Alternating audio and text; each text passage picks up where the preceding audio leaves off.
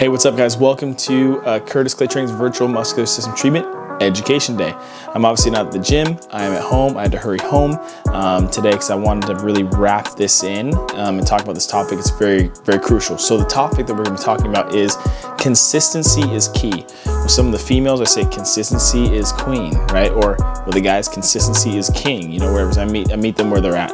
But really, it's key, right? It's the thing that unlocks where you want to get. It's the thing that unlocks you getting to your goals when it comes to health, fitness, and wellness. It plays a big part of that. So in this, I'm going to talk about also exercise and also nutrition. Okay, so I've already got some examples up on the board and what I'm going to go through. So I'm actually going to stand up from my chair, right? Get a little more formal. I'm just kidding. Anyways, what we're going to be talking about is, I gave an example. If you train 6 months out of the year, only 6 months out of the year, which is cool. It's great. You know, things happen and so forth. Okay. So say you train 6 months out of the year and you train 2 times per week. You are within a year's time going to have 48 sessions of exercise or training. And that could be an hour, it could be 45 minutes, 30 minutes, it depends. And those sessions and durations and times may vary. Okay. So you're getting 48 good quality inputs into your system. Then we go to, if you go 3 times per week, okay, you get 72 sessions into your system per year, which is great. Okay. If I go back to this first example, we have 52 weeks in a year, 48 sessions doesn't even mean you go once a week if you go with this model, which isn't bad. In the first model of having essentially 6 months of training, what happens is you're actually taking on more stress than if you disperse it out over time. Exercise does cause stress. It's stress into your system, which can cause inflammation. You need to repair and so forth. You need to sleep well, eat well, and so forth. Okay, so let me go to the example below. Hopefully you guys can see it. I don't know, I got to get a light. The lighting here is not very good. I'll just tell it to you guys. But down here I have, if you train for 12 months, which is all year round, at 1 time per week, you're gonna have 52 sessions you'll get in, which is more than you training twice per week over 6 months. And even if you go 1 time per week, you're still gonna get inputs into your system to help you reach your health, fitness, and wellness goals when it comes to exercise or training. Let's just say we double that. We go from 52 to 104 sessions. So say you go 12 months out of the year, 104 sessions a year, that trumps you going 3 times per week, right? Which is 72 sessions over a 6-month period. Why am I giving these examples? The reason why I'm giving these examples is because it's a marathon, right? It's a journey, right? So it's a journey. We want to take our time, make sure we're doing things appropriately, we're resting well, and so forth.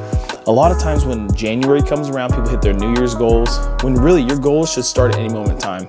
When you make a decision of, I'm going to do this, that's your new year, or that's your new goal year, or whatever you want to call it. If it's in March, it's in March. If it's in July, it's in July, right? A lot of people during COVID picked up exercise and fitness as something to do because we couldn't really do anything, which I think is really, really cool because this country is very unhealthy in so many aspects, right? And so like my buddy did a podcast and he talked about how the US, okay, there was already a loaded gun here in the US when it came to our health. And COVID's the thing that pulled the trigger to unleash and show us or expose to us how unhealthy we are. But we already knew that, okay? We already knew we're very unhealthy. And in his podcast, he talked about how out of the 200,000 plus deaths,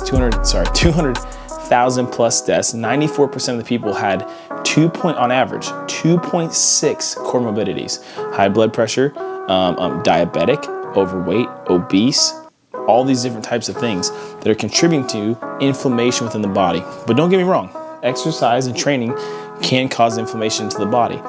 But once your body adapts to that, it's a good thing because it gets you prepared to handle stress over time. And what it's showing with the unhealthiness and comorbidities is that we aren't handling stress very well. What are we doing? We're coping with things, right?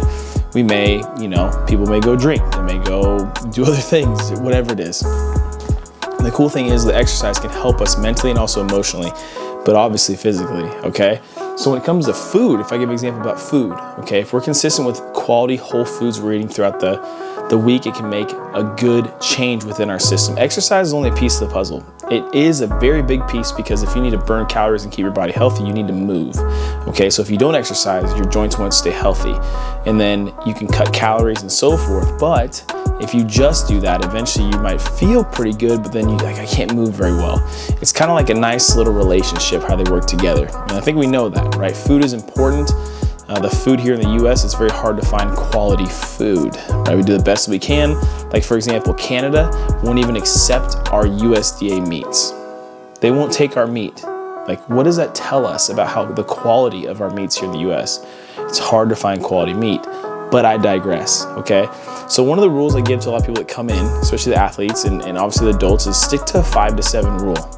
As best as possible, be as consistent as you can throughout the week of eating 5 days during the week as best as you possible. Whole foods, get on the schedule, get on a routine, go to bed at the same time, wake up at the same time, get on that routine.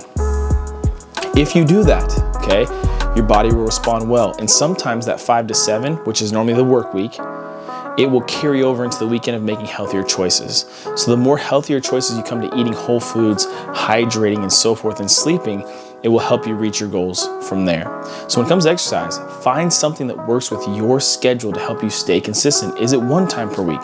Is it 2 times per week? Is it I feel really good this week, I'm gonna add an extra day this week. Great, but if you stick to staying 1 time per week, you're gonna have 52 good sessions into your system, okay?